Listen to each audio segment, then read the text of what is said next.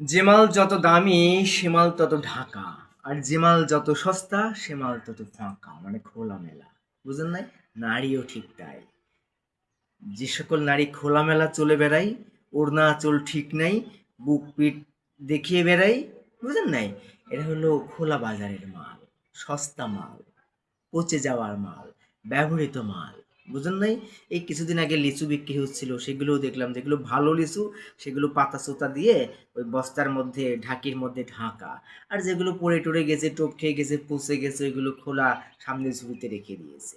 অন্যান্য যে কোনো মালামালি বলেন, যখন কোম্পানিতে ফ্যাক্টরিতে তৈরি হয়, যেগুলো একেবারে মানে যাচাই বাছাই করে দেখে শুনে খুব ভালো ফ্রেশ, সেগুলো যখন ধরে তারা, তারাও মনে করেন যে হাতে ওই যে মোজা টোজা পরে নেয়, খুব যত্ন করে ধরে যেন আঙ্গুলের ছাপও না লাগে, এবং সুন্দর করে মানে স্তরের পর স্তর, স্তরের পর স্তর দিয়ে সুন্দর করে নিরাপদে একটা প্যাকেট করে শোরুমে পাঠিয়ে দেয়, একটা ব্র্যান্ড। হ্যাঁ, ওদের একটা ব্র্যান্ড ভ্যালু আছে।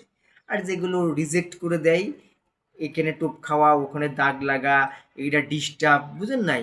এগুলো খোলা বাজারে চলে যায়, লোকাল বাজারে চলে যায়। গার্মেন্টসের মালামালও সেরকম, যেগুলো কোয়ালিটি চেক করে, কোয়ালিটি চেক করে যেগুলো রিজেক্ট হয়ে যায়, অল্টার পায়, নানান রকম ডিস্টার্ব পাই, সেগুলো লোকাল মার্কেটে চলে যায়, লোকাল বাজারে বিক্রি হয়।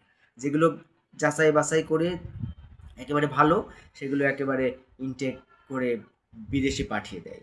মেয়েদেরকে তো এরকম যাচাই বাছাই ব্যবহার করার সুযোগ নেই। আর যারা মনে করেন যে খোলামেলা বেড়ায়, তাদেরকে জানবেন যে এরকম ব্যবহার হয়ে গেছে, তারা সব পর্দা ফাটা ফুল, মানে ভার্জিন আর কি, মানে পাপড়ি ছেঁড়া ফুল, বুঝলেন নাই? হ্যাঁ।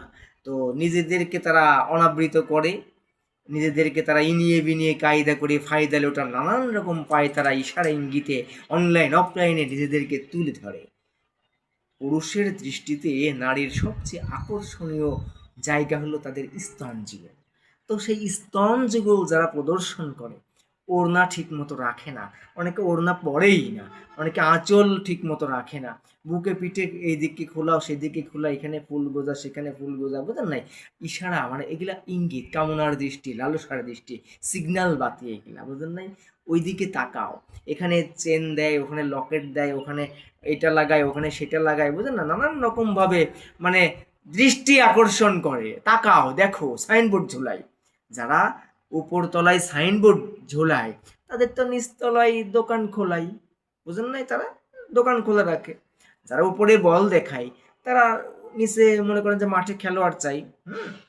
এই যে ইদানিং ব্রাজিল, আর্জেন্টিনা বা অন্যান্য বিভিন্ন দলকে কেন্দ্র করে অনেকেই জার্সি পরে পরে নিজেদেরকে দেখাচ্ছে, আসলে তারা নিজেদের জোড়া বল দেখাচ্ছে, বুঝলেন না? ওদের লজ্জা নেই, ওরা নির্লজ্জ, ওরা নির্লজ্জ। ওদের বাবা মা যখন ওদের আগমন ঘটানোর জন্য যখন মিলন করেছিল, তখন তারা কাঁথা কম্বল মশারি কাপড় চোপড় কিছু রাখে না, একেবারে ব্লু ফিল্ম স্টাইলে মিলন করেছে। এভাবে বলার জন্য আমি সরি, কিন্তু ঘটনা এইটাই। আপনি যে কোনো হুজুরকে জিজ্ঞেস করবেন, যে সকল ছেলে মেয়ে নির্লজ্জ হয়, নির্লজ্জ হওয়ার কিছু কারণ আছে। তাদের বাবা মা ওই রকম নির্লজ্জভাবে মিলন করার কারণে তাদের নির্লজ্জ সন্তান হয়েছে। যে সকল বাবা মা তার মেয়ের সম্মান বুঝে, যে সকল বাবা মা তার মেয়ের মূল্য বুঝে, যে সকল ব্র্যান্ড ভালো, কোম্পানি ভালো, প্রোডাকশন ভালো, তাদের প্যাকেট প্যাকেটও ভালো, তারা বোরখার মধ্যে থাকে, ঢাকা ঢোকা থাকে। আর যাদের মনে করেন যে ওরকম ডিস্টার্ব হয়ে গেছে, লোকাল মাল খোলা বাজারে বিক্রি হয়, তারা ঘুরে বেড়ায় ওড়না আঁচল ছাড়া, বন্ধুদের সাথে, সহপাঠী সহকর্মী ভাইয়া দাদা নানান রকম ভাবে নামে বেনামে পর পুরুষদের সাথে ঢলাঢলি, হাসাহাসি, মাতামাতি, গলাগলি, ঠেলাঠেলি করে বেড়ায়, বুঝলেন না? একটা ছেলে একটা মেয়ে যখন যোগাযোগ করবে, কথা বলবে, দেখা করবে, ঘোরাফেরা করবে, চলাফেরা করবে, ওঠা বসা করবে, তখন তো তাদের মধ্যে একে অপরের প্রতি কথা বললেই তো মনে করেন নেটওয়ার্ক টনটন করে, তাই না? চ্যাটিং করলেও তো নেটওয়ার্ক টনটন করে, আর ভয়েস শুনলে তো আরও মনে করেন ঝনঝন করে ওঠে। আর যদি সাক্ষাৎ করে তাহলে তো মনে করেন যে একদম পকাম পকাম করে, মানে আমি খুবই দুঃখিত ভেবে বলার জন্যে, লজ্জা লাগতে পারে শুনতে, আমার কিছু করার নেই। আপনাদের দেখে আরও এর থেকে মানে বাজে কিছু মানুষ করে, খোলামেলা মেয়েদেরকে দেখে অনেকে হস্তমৈথুন করে, আর অনেকে মনে করেন যে নাগালে পেলে তো পুরো সকেটে প্লাগ ভরে দিয়ে মোবাইল চার্জ করে নেয়। হ্যাঁ, যারা বন্ধুদের সাথে ওঠা বসা করে, একটা মেয়েও যদি চরিত্র ভালো দেখাতে পারেন, চ্যালেঞ্জ, তাহলে সেদিন থেকে আমি আর কোনো কথা বলবো না, আর কোনো লেখা লিখবো না। ছেলেদের সাথে উঠা বসা করা মেয়েরা কোনো দিন চরিত্র ভালো রাখতে পারে না, তারা মেয়ে নয়, তারা মাগি হয়ে যায়। দেখবেন কর্মজীবী মেয়েরা যারা, কর্মজীবী মেয়েরাও কেউ, বেশিরভাগ, একেবারে সবাই না, কর্মজীবী মেয়েদের বেশিরভাগই চরিত্র ঠিক রাখতে পারে না, কারণ সারাদিন পরপুরুষের সাথে হাসাহাসি করে, সারাদিন পরপুরুষের সঙ্গে মেশামেশি করে, সারাদিন পরপুরুষদের নিয়ে মাতামাতি করে, কাজ কাম ব্যস্ততা, বুঝলাম না, ঘরে ফিরে তখন কি আর তার এক পুরুষ ভালো লাগে? সারাদিন তো দেখেছে হিরো হিরো, বুঝলেন না, দেখেছে রাজা রাজা, হিরো, সিংহ, এগুলো দেখেছে নানান রকম ভাবে। হ্যাঁ, কাস্টমার, তারপরে যারা সেলসম্যান আছে বা সহকর্মীরা আছে, সিনিয়ররা আছে, বুঝুন না, অফিস আদালতে যেখানেই বলেন না কেন, সারাদিন যে সকল মেয়েরা পরপুরুষদের ভিড়ে থাকে, পরপুরুষদের গন্ধ নেওয়া নারী, একাধিক পুরুষের গন্ধ পাওয়া নারী, কোনো দিন তার স্বামীর প্রতি মনোযোগ ধরে রাখতে পারে না, পারে না, পারে না। দেখবেন কর্মে যাওয়ার আগে আপনার স্ত্রী বা আপনার মেয়ে বা আপনার বোন কেমন ছিল, আর কর্মে যোগ হওয়ার পরে দেখবেন কেমন হয়েছে। তারা তখন মানে মাল্টিপল পার্টনার্সের দিকে ইন্টারেস্টেড হয়ে যায়, তারা মাল্টিপল পার্টনার্সের সাথে কানেক্টেড হয়ে যায়, তারা মানে বুঝেন না, অনেকে তো মানে বর ছেড়েই দেয়। হ্যাঁ, এই দর্শন তারা চর্চা করে, থাকে যদি কামাই, লাগে না আর জামাই। অনেক মায়েরাও এরকম মেয়েদেরকে এইভাবেই শিক্ষা দেয়, বরের কাছ থেকে ছাড়িয়ে নিয়ে পরের দলে ছেড়ে দেয়। বন্ধু বান্ধব, নতুন পুরাতন প্রেমিকের সিরিয়াল, সহপাঠী সহকর্মী, এদের সাথে ঘুরতে যাচ্ছে, হ্যাঁ, এই সিনেমা দেখতে যাচ্ছে, ওই শিল্পকলায় যাচ্ছে, চারুকলায় যাচ্ছে, ওই কক্সবাজার যাচ্ছে, এই সিলেটে জাফলং যাচ্ছে, এখানে যাচ্ছে সেখানে যাচ্ছে, দেশ বিদেশে ঘুরে বেড়াচ্ছে, বুঝেন নাই, ঝর্ণায় ভিজতেছে, বৃষ্টিতে ভিজতেছে, আবার মনে করেন ক্যামেরার পেছনে মনে করেন যে লাগালাগি করতেছে, বুঝেন না। ছেলে মেয়েরা যদি এরকম ঘুরতে যায়, তাহলে তারা অবশ্যই সেখানে গিয়ে আনন্দ ফুর্তি করতেছে, তাই নয় কি? আনন্দ ফুর্তির জন্য তো গিয়েছে। তো ছেলে মেয়ে বন্ধু বান্ধবী যদি এরকম ভাবে ঘোরাঘুরি করে বেড়ায়, তাহলে তারা কি আর নিজেদের চরিত্র ঠিক রাখতে পারে? লোহার চুম্বককে যদি আপনি ছেড়ে দেন এক রুমের মধ্যে, বা বেপরোয়াভাবে ছেড়ে দিয়ে যদি বলেন যে তোরা কেউ লাগবি না একটা একটার সাথে, হ্যাঁ, তোরা দূরে দূরে থাকবি, তো হবে না তো। লোহার চুম্বক কাছাকাছি থাকলে বুঝলেন নাই, এই আর কি, সকেটে প্লাগ ভরে দেবে একদম, খেলা হবে, লাগাও ফুর্তি। ওরা তো ফুর্তি করতে গেছে, শুনতে খুব খারাপ লাগতে পারে, আমার কিচ্ছু করার নেই, এটাই বাস্তবতা।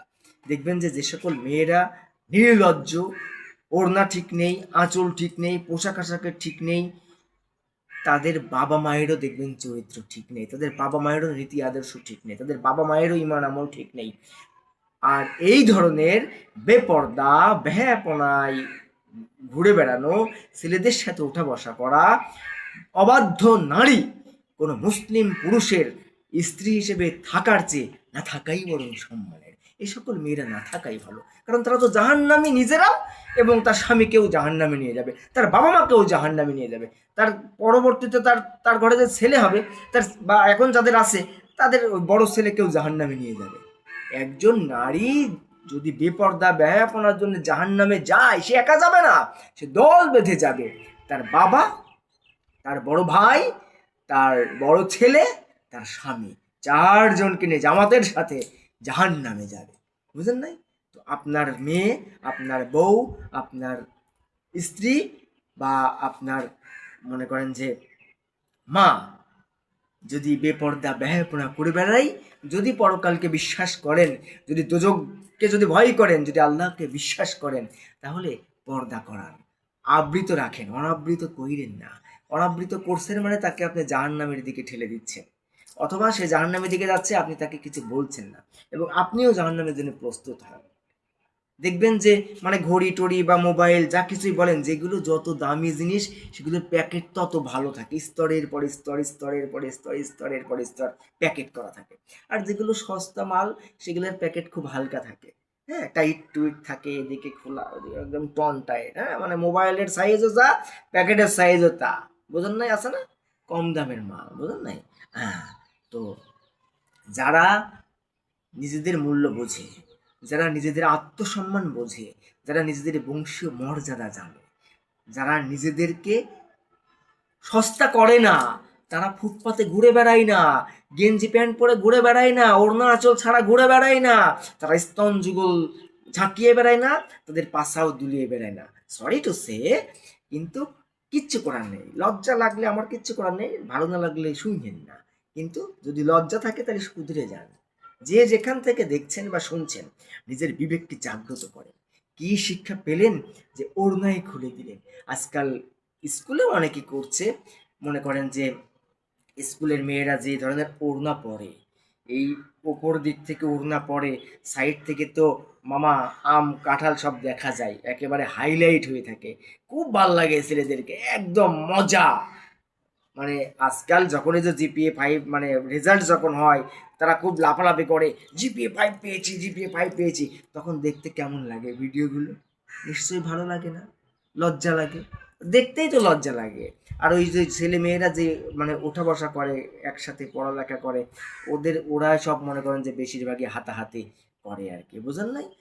মানে দেখাই, মানে সাইজ সুইজ দেখেই তো বোঝা যায় আজকাল স্কুলে, কলেজে, ইউনিভার্সিটিতে তাদের পোশাক আশাক, তাদের চলাফেরা, তাদের মেলামেশা, পার্কে পুরকে, এখানে সেখানে, আগানে বাগানে, হোটেলে মোটেলে, বুঝলেন না, দর্শনীয় স্থানগুলো আজকাল হয়ে গেছে একেবারে মনে করেন যে পতিতালয়। হোটেল মোটেলে যাচ্ছে, একেবারে মনে করেন যে বিবাহিত কি বিবাহিত না, কোনো রকম ছাড়াই মনে করেন যে রুম দিয়ে দিচ্ছে, পকাম পকাম মেরে মনে করেন চলে যাচ্ছে। এটাই হচ্ছে। এটা শুনতে খুব খারাপ লাগছে, আমি জানি, কিচ্ছু করার নেই, এটাই বাস্তবতা।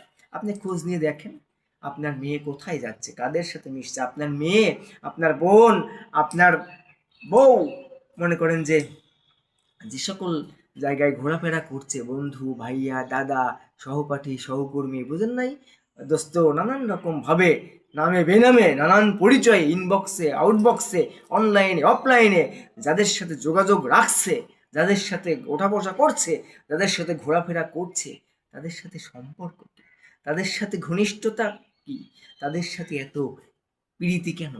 হ্যাঁ, অনেক মায়েরা আছে বরের থেকে ছাড়িয়ে নিয়ে বন্ধুদের কাছে, পরের কাছে ছেড়ে দিয়েছে, তারা মনে করেন যে পকাম মেরে বেড়াচ্ছে।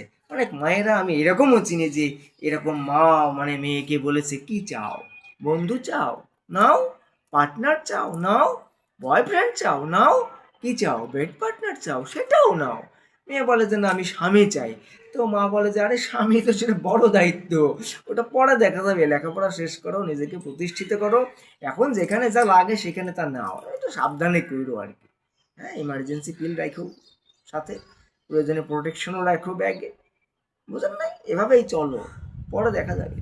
যে সকল মেয়েরা খোলামেলা বন্ধু বান্ধবের সাথে এভাবে বেপরোয়া বেহাপনা করে বেড়ায়, এগুলো মায়েরা জানে না যে তার মেয়ে কি করতে পারে।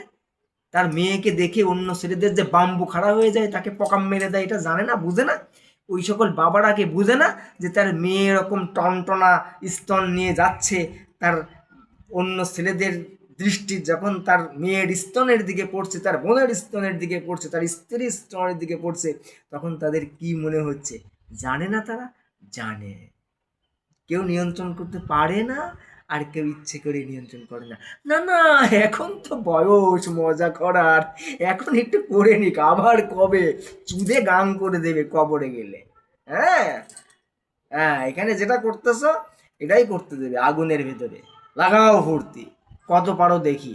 হ্যাঁ, এই হবে আর কি, বোঝেন নাই? হ্যাঁ, তো যাই হোক, যারা নিজেদেরকে সস্তা করে না, দামি রাখে, নিজেদের দাম জানে, দাম বোঝে, তারা মনে করেন যে ওইভাবে নিজেদেরকে আবৃত রাখে। আর যারা মনে করেন 5 টাকার এক ফুলেই মনে করেন যে নিজের সবচেয়ে দামি ফুলেরই পাপড়ি ছিঁড়ে ফেলতে দেয়, অনুমোদন দেয়। অনেকের তো আজকাল বয়সের চেয়ে বদল অনেক বেশি, হাতের পরে হাত বদল, বুকের পরে বুক, সুখ তারা খুঁজে বেড়ায়, কিন্তু সঙ্গী হয় তাদের দুঃখ, বুঝেন নাই?